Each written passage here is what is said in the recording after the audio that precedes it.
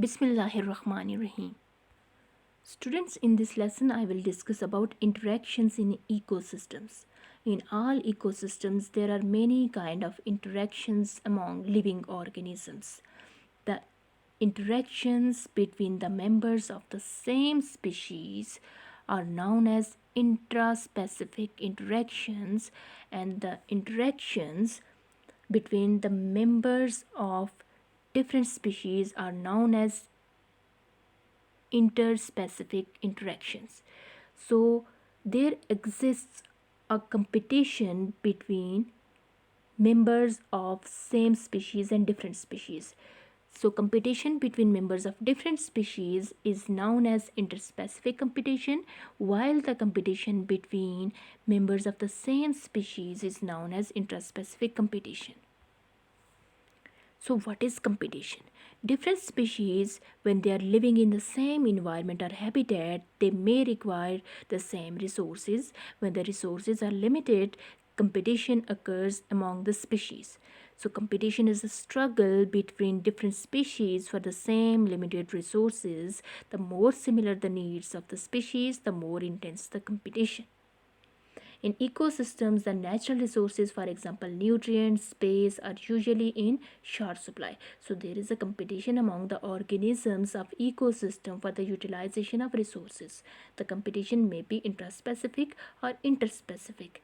Intraspecific competition is always stronger and more severe than the interspecific competition. Competition helps in maintaining a balance between the available resources and the number of individuals of a species. Plants also show competition for space, light, water, and nutrients. Next is predation. It is an interaction between two animals of different species or between a plant and an animal. In predation, one organism, which is the predator, attacks, kills, and feeds on the other organism, that is prey. Some examples of predation are given, which are all carnivore animals are predators. For example, frog preys upon mosquito and fox preys upon rabbit. There are some examples where a predator is preyed upon by a second predator and the second predator one is preyed upon by the third predator. For example, frog is the predator 1 and it is preyed upon by a snake, that is predator 2, and the snake is preyed upon by an eagle, that is predator number 3. So here you are watching different predators which are feeding, which are attacking on the prey, and prey is eaten up by the predator.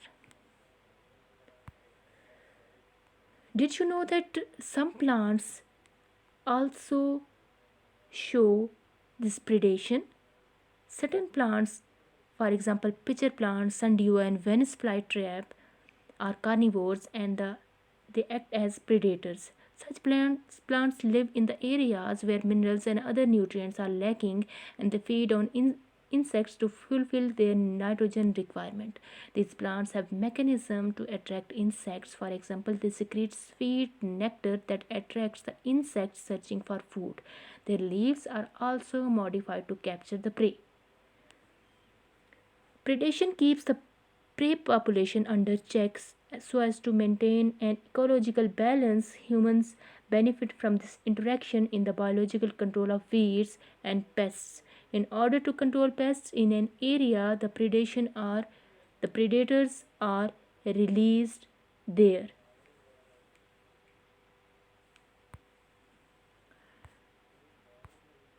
Next is symbiosis.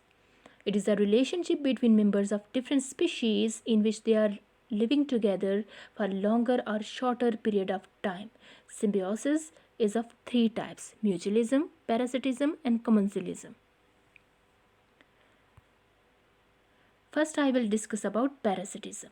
It is a type of symbiosis between members of different species in which smaller partner, that is parasite, derives food and shelter from the body of larger partner, that is host, and in turn harms it.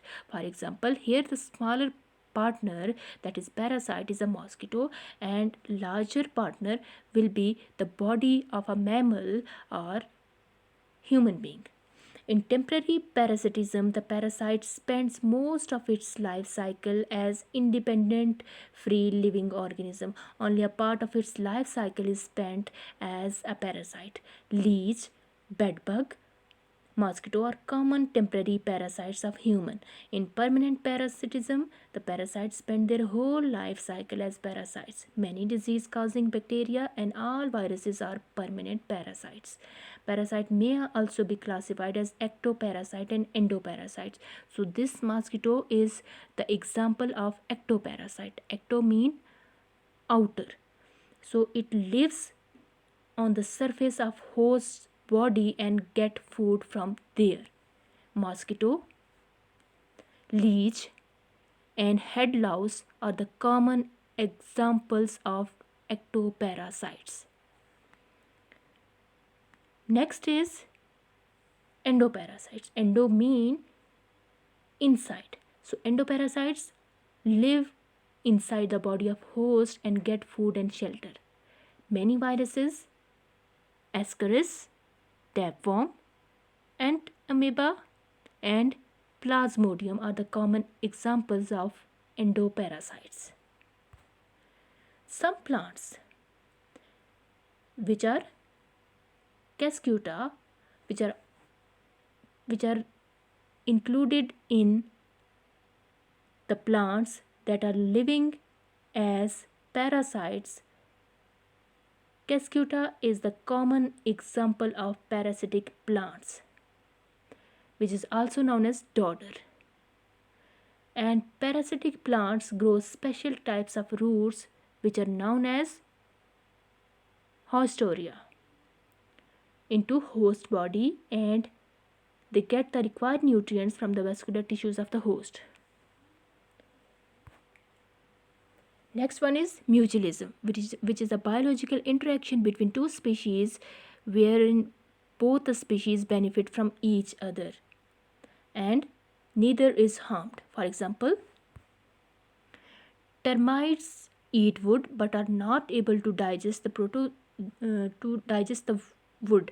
The protozoan that lives in its intestine, it secretes cellulase enzyme to digest the wood.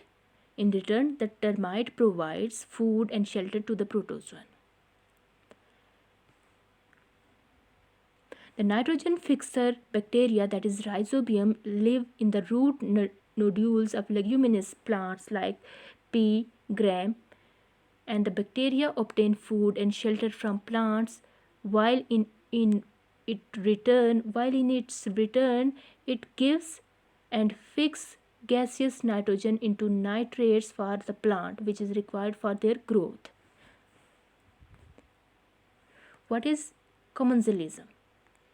Commensalism is a type of symbiosis in which one partner is benefited while the other is neither benefited nor harmed. For example, tree frogs use plants as protection. Cattle, egrets, eat the insects stirred up by the cattle when they are grazing. Examples are epiphytes, which are small plants that live on the branches of other trees. This allows the epiphyte to get more light and neither helps nor harms the trees. Next is the example of suckerfish and shark. Suckerfish attaches to the surface of sharks by its sucker. In this way, the shark provides easy transport to the suckerfish to new feeding grounds. Suckerfish gets food and transport, while shark neither benefited nor harmed. Next is the example of honey-guide bird and badger. The honey-guide bird feeds on wax and larvae present in honeycombs. It flies around looking for honeycombs, but it is not strong enough to open the comb. Badger are large mammals that feed on honey. When a honey-guide bird goes to find honeycomb, the badger follows it. When the bird looks a honeycomb, it calls the badger. Sometimes the bird has to stop and wait for the slow moving badger. After reaching there, the badger opens the honeycomb and both of them eat their foods together. Traditionally, humans have also used these birds to find honey bee colonies. So that was all about competition, mutualism, parasitism, predation, and commensalism. I hope this lecture was a good source of information about different interactions. Thank you and have a nice day.